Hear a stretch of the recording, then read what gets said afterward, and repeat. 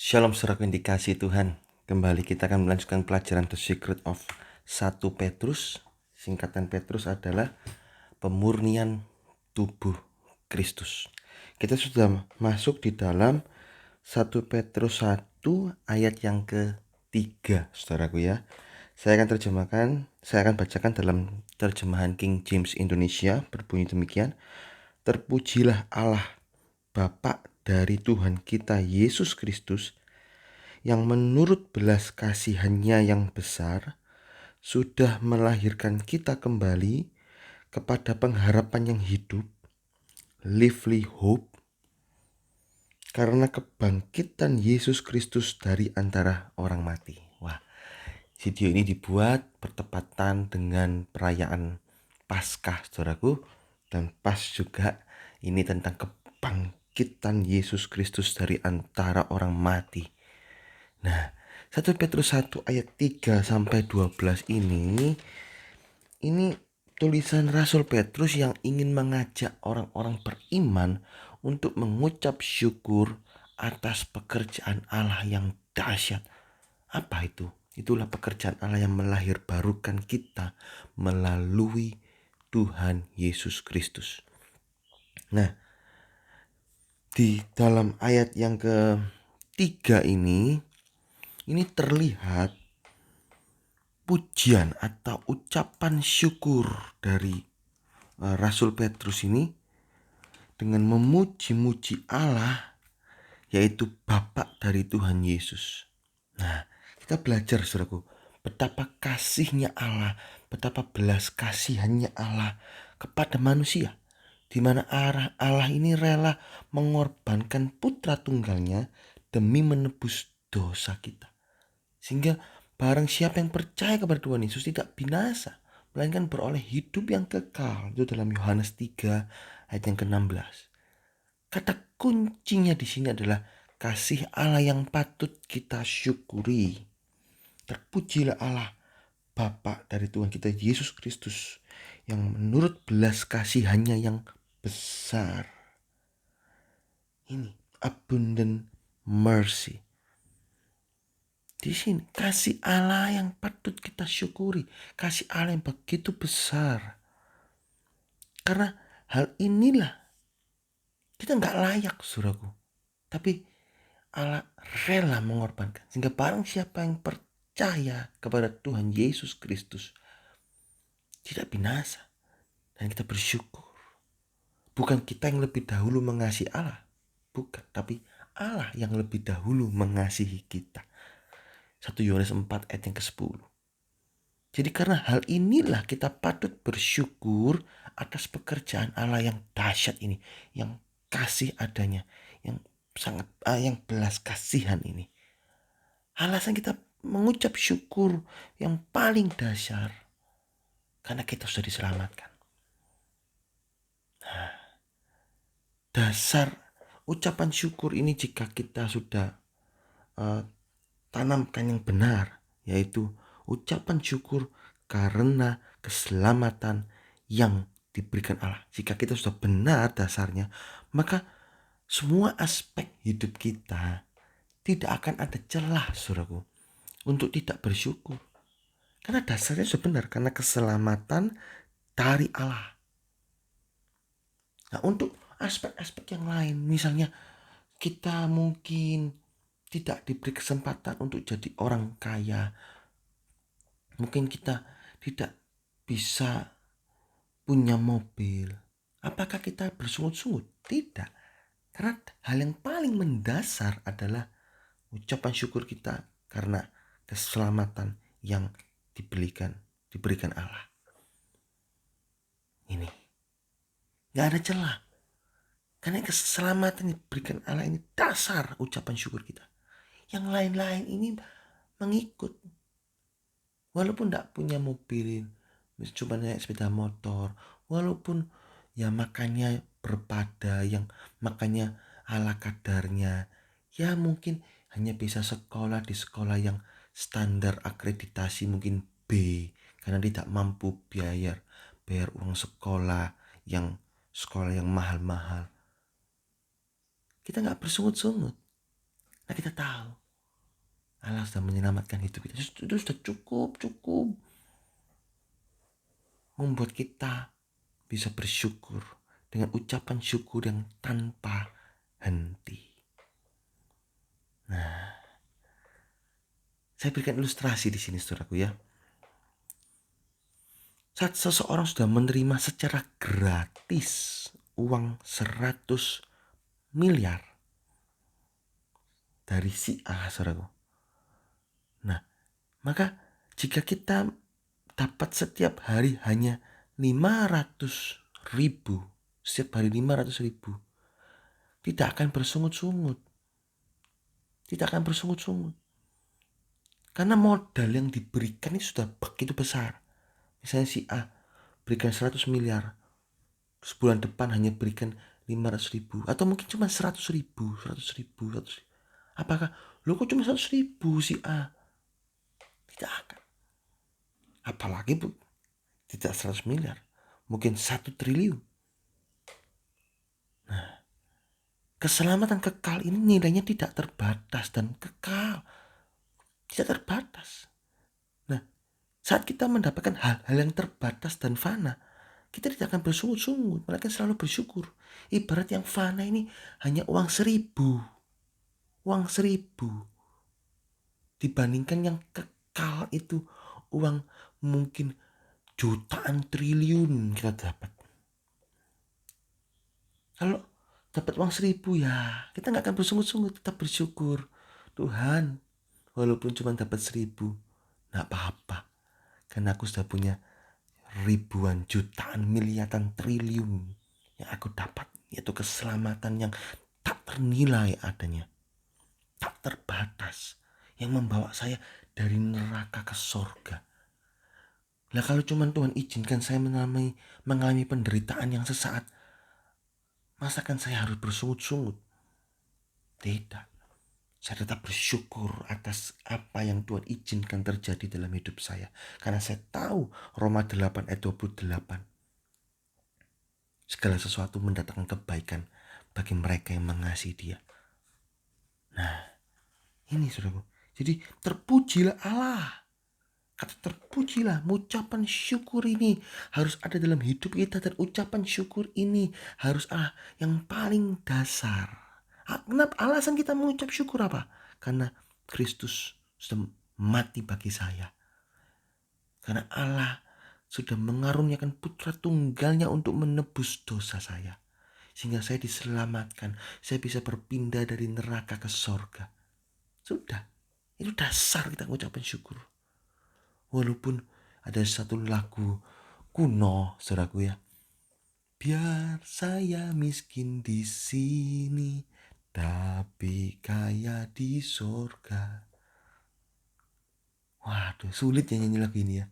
Tapi kalau orang sudah punya dasar ucapan syukur yang benar, yaitu karena mengasihi Allah, karena Kristus sudah mati bagi saya. Walaupun kita kekurangan, saya yakin anak Tuhan tak akan minta-minta anak Tuhan justru diberi berkat. Tapi mungkin kita tidak jadi orang kaya. Kita gak bersungut-sungut.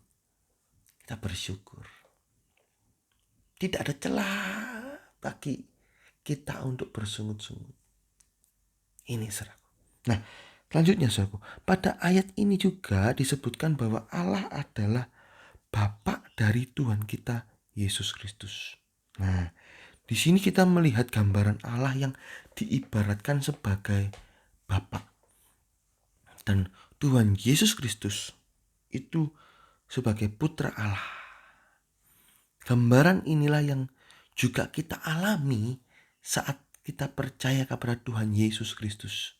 Atau saat kita mengalami kelahiran baru di dalam Tuhan Yesus Kristus. Yaitu kita mengalami pengangkatan sebagai anak Allah. Yohanes 1 ayat yang ke-12. Bahkan menjadi putra-putra Allah. Roma 8 ayat yang ke-14. Dalam terjemahan bahasa Inggris, Sons of God. Nah, kalau kita mengerti konsep ini, maka kita juga yakin bahwa Allah merencanakan yang terbaik bagi kita anak-anaknya. Yeremia 29 ayat yang 11. Roma 8 ayat yang ke-28. Nah ini. Jadi Allah disebut Bapa. Ini kita harus ngerti. Kita harus ngerti. Allah itu sebutan yang patut disembah. Dan Allah menyebut dirinya Bapa.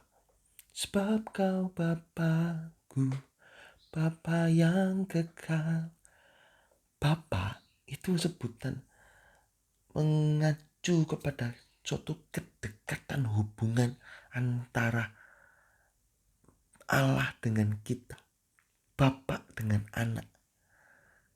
Ibarat kita ini punya Bapak, sehingga begitu dekat kita mau curhat, kita mau berkeluh kesah, kita mau menyampaikan unek-unek kita, permasalahan kita, Allah tampung. Bahkan dalam kitab Mazmur dikatakan, ku tampung semua air matamu di dalam botol, dalam kirbatnya Allah. Segala air mata kita ditampung, saudaraku. Saya pernah tulis ini dan saya berikan video renungan ini. Allah menghargai segala air mata. Saudara bisa cari di playlist tentang renungan, saudaraku. Ini kenapa? Karena Allah kita disebut Bapa. Dia mengasihi kita. Dia gak ingin kita ini kekurangan, saudaraku. Dia merencanakan yang terbaik. Seperti Bapak direncanakan nanti kamu SMP. Ini Allah kita itu maha segalanya.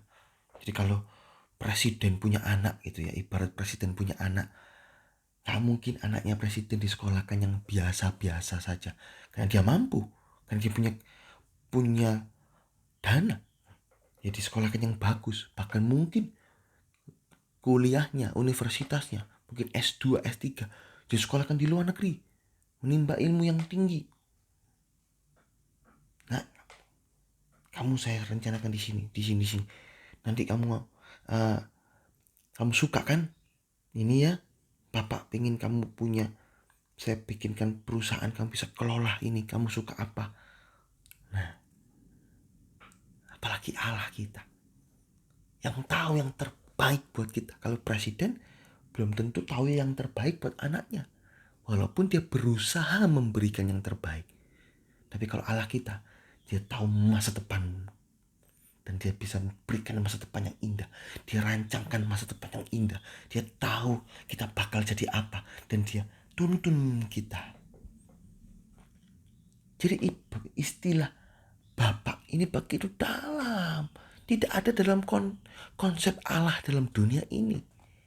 Allah dalam dunia ini, yang ditakuti. Ada Allah yang harus disembahnya itu, dengan toreh-toreh, dengan begitu macam upacara-upacara yang begitu tegang, begitu kusyuk.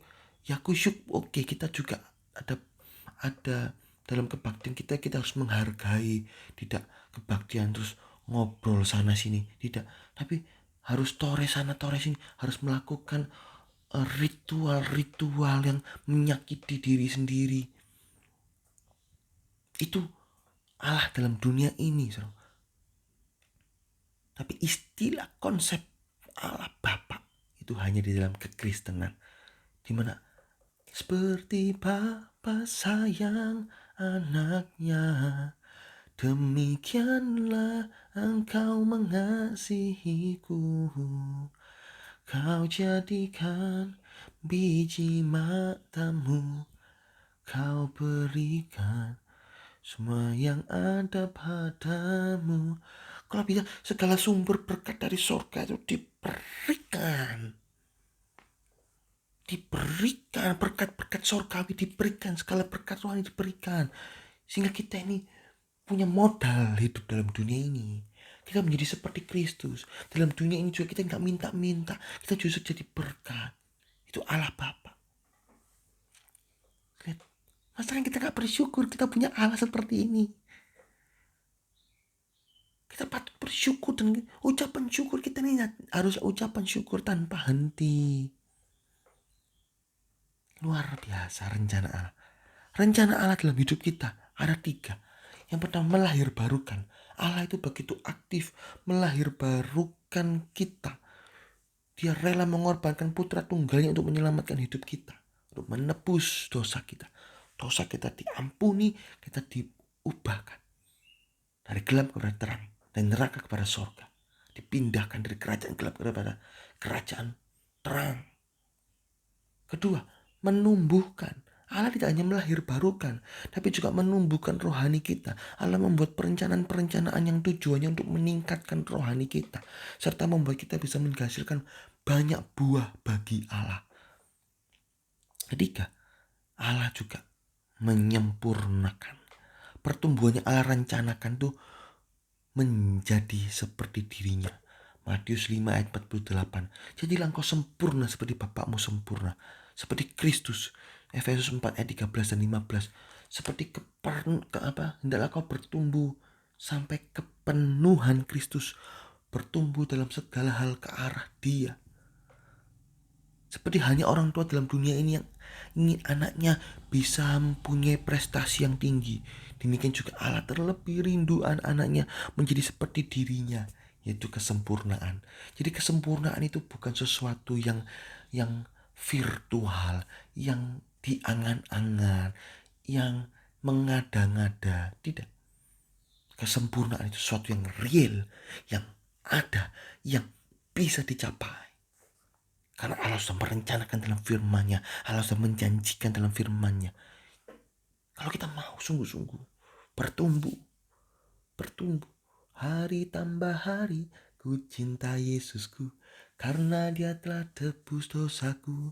Sekarang hidupku kan ku lakukan untuk kemuliaan Tuhan. Dengan apa? Dengan tambah rajin berdoa, tambah rajin ke gereja, tambah rajin baca firman Tuhan, tambah bersyukur, tambah setia, sampai Yesus datang kembali. Tambah terus, sampai seperti Kristus. Nah ini saudaraku, rencana Allah begitu dahsyat. Jadi kita patut bersyukur akan Allah, Bapa dari Tuhan Yesus Kristus ini. Rencananya begitu dahsyat. Dia rela korbankan putra tunggalnya. Dia juga melahir barukan kita. Dia juga menumbuhkan kita. Dia juga menyempurnakan kita. Bayangkan, dari sampah masyarakat menjadi kekasih Allah. Ini perbedaannya ini gak main-main loh. Kalau dari sampah masyarakat berubah menjadi office boy, wajar. Dari dulu mungkin pembunuh, pernah masuk penjara beberapa kali, terus dia berubah dan jadi office boy, dia jadi satpam mungkin. Ini wajar. Apakah dia patut marah? Tidak. Dia sangat bersyukur bisa selamat masih bisa diterima kerja begitu. Masih bisa dapat nafkah yang halal. Bersyukur. Atau mungkin jadi asisten rumah tangga. Oh, bersyukur.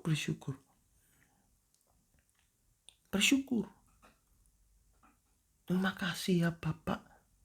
Mungkin pemilik pabrik. Bapak sudah terima saya bisa bekerja walaupun CV saya, kurikulum vitae saya, sejarahnya adalah seorang pembunuh, seorang pezina, seorang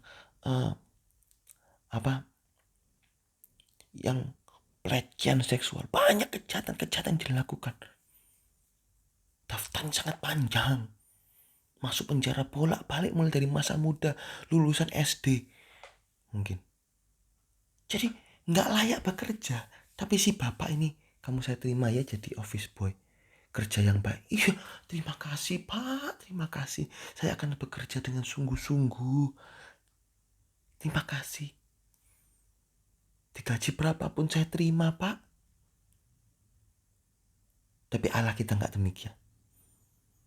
Dari yang kurikulum vitae-nya itu begitu jelek, sangat buruk, Allah kita tidak angkat hanya jadi satpam, office boy, hanya jadi asisten rumah tangga. Tapi Allah kita angkat jadi seperti dirinya, direncanakan jadi seperti dirinya. Yang kurikulum vitae ini diangkat jadi apa? Direktur perusahaan. Apakah ada? Apakah ada? Apakah ada dalam dunia ini? Saya belum menemukan ini. Allah kita dahsyat, saudaraku. Apa kita harus mengorbankan Allah kita yang dahsyat ini demi perkara-perkara yang fana dalam dunia ini, demi percabulan, demi pornografi, demi hal-hal yang fana yang sesaat, kesukaan dosa sesaat. Oh, jangan korbankan keselamatan hanya demi itu, saudaraku. Ucapkanlah syukur, terpujilah Allah. Ku mau selalu bersyukur, selalu bersyukur. Kau Tuhan yang setia, yang selalu menopang. Ku mau selalu bersyukur, selalu bersyukur. Kau Bapakku yang setia, kau Bapakku yang baik, kau Bapa kami yang baik, yang selalu merencanakan yang indah. Kau gak lihat CV kami, Tuhan. CV saya yang begitu sampah ini, begitu jahat ini, Tuhan ubahkan menjadi kekasih sorga yang seperti Kristus. Apa istilah seperti Kristus ini apa? Hendalah engkau sempurna seperti Bapamu sempurna. Ini apa kalimat ini? Gak ada istilah kalimat ini dalam dunia, saudaraku. Gak ada. Gak ada. Hanya di dalam kekristenan. Mungkin saudaraku yang saat ini dengar video ini, saudara mungkin belum mengenal Tuhan Yesus. Saya katakan, percayalah kepada Tuhan Yesus, maka engkau akan diselamatkan. CV-mu yang hina ini diubah menjadi CV yang mulia. Yang mulia. Dilahir barukan, ditumbuhkan, disempurnakan. Wow, ini perbedaan besar yang saudara tidak akan pernah temui di dalam dunia ini. Dari zaman dulu sampai sekarang, hanya di dalam Yesus Kristus. Ini ayat 3 dahsyat, saudaraku.